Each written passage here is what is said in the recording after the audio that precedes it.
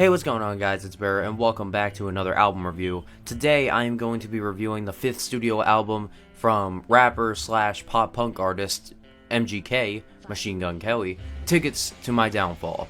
Now, I'm just gonna get right into this, because I was really looking forward to this album. I thought that MGK was getting in a good direction doing pop punk. I was actually excited for this album. So, let's just get right into it. We start out with some... Okay, you know what? Before I start, this whole album just sounds so much like Blink-182. Like, I wanted to avoid mentioning that in this album review, but it's just so blatantly obvious. And this isn't even the most obvious track. Literally, I can see this being off Blink-182's discography. Now, don't get me wrong, the instrumentation on this song is great. I like Travis Barker going fucking batshit on the drums, and the Black Parade-esque chorus. Honestly, like, the lyrics don't really have any kind of overall message to them. Like, it seems like MGK is trying to channel old school mid-2000s emo music, but literally this song is just so generic lyrically, and honestly, I feel like Travis Barker just wants a new frontman for Blink-182. Like, the amount of things I've heard MGK say on this album, I feel like Tom DeLonge is singing them. Even the way he sings the pre-chorus in the song. Listen to it and tell me it doesn't sound like he's doing a voice impression of DeLonge. Like, I will admit on this album that I really do enjoy the instrumentals. Travis Barker is a great drummer, and MGK, he's actually a pretty decent guitarist. But like, this song is just so pointless. Like, there's no reason for it to exist, really. Now, I'm one person who actually defends Hotel Diablo, as I thought that that album was a lot better than somebody put out before, cough cough binge. Like, why does he have to incorporate someone else's style delivery? Especially like a familiar voice such as Tom DeLonge, which, by the way, the singing on this album is, I don't want to say bad, but it is. Whenever another artist tries to sing like someone else, it always sounds bad. And MGK does not deliver any kind of exceptional performance here. Then we move to the next track, Drunk Face. I actually think the song has some originality to it. I really enjoyed the 808s and claps mixed with the drums and the guitar riffs. This song also has some thought to it, as he talks about a girl and he's still obsessed over her, talking about how he uses drugs to cope with the pain. Also see Juice WRLD, Legends Never Die for those same topics. But the point is about Juice WRLD doing this same type of concept.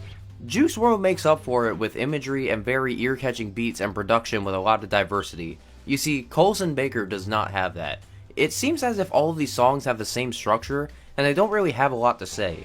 Something I will mention is how bad the production on this album is too. Like, why the fuck are these tracks so loud? Wow, Blink-182 definitely stepped up from their last awful album with the next track, Bloody Valentine. Oh wait, never mind. I'm still listening to this MGK album. Like, I enjoy the song because of everything, except for Colson singing. Like, especially the pre-chorus, where he literally pulls another Tom DeLonge trope of saying yed instead of head.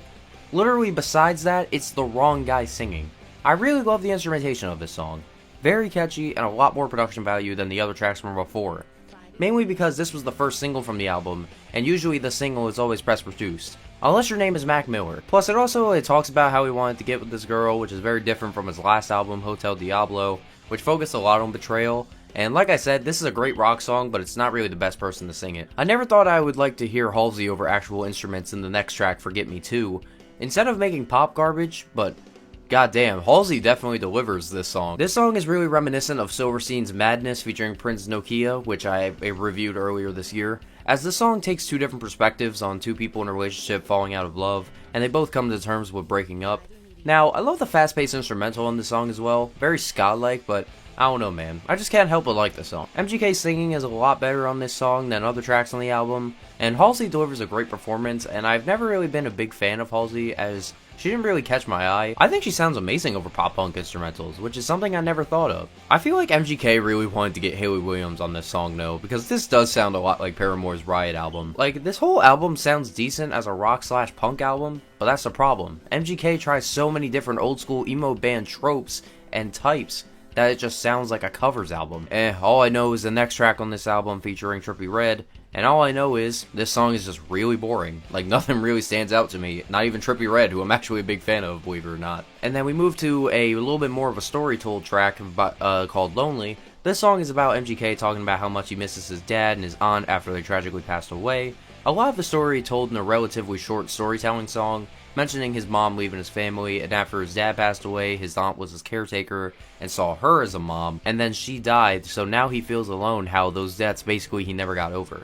MGK really does sound a little bit more emotional, and I do think he kind of overkills the chorus by singing it 4 times and half of the words are lonely. It's definitely a track I can tell had a lot of heart put into it, and he really didn't want to mess it up, but he definitely did botch the chorus, and that's for sure. Why the fuck is the next track, World War III, even on this album? This is the most pointless and skippable rock track I have ever heard. Literally in 1 minute.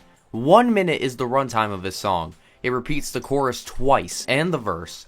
This song did not need to be here. This is Binge, but with guitars. Kevin and Barracuda, the interlude. This interlude is an opener for the next track, Concert for Aliens. And weirdly enough, this interlude is MGK coming down from taking shrooms. Good message to show to the kids, by the way. So he calls his best friend Pete Davidson. And I will admit, the skit is kind of funny, but I mean, it's Pete Davidson. I can't help it. And then we move to Concert for Aliens.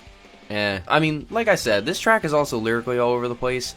And the Concert for Aliens thing just doesn't really make sense except for the first verse, where he mentions a UFO. Like, he really could have just called this song SOS and it would have worked. Once again, the instrumentation is probably the best thing about this song, with Travis and Coulson exclusively on the instruments. And MGK does a great solo in this song too, but that's the only thing I really enjoyed about it. So then we move to the most radio-friendly track, My Ex's Best Friend with Black Bear. Like, you can clearly tell that the song was made for the radio. Like, I'm not gonna bash it for that, but my whole thing for this song is that it just does not fit on this album. Like, it really just doesn't seem like it fits with the rest of the tracks.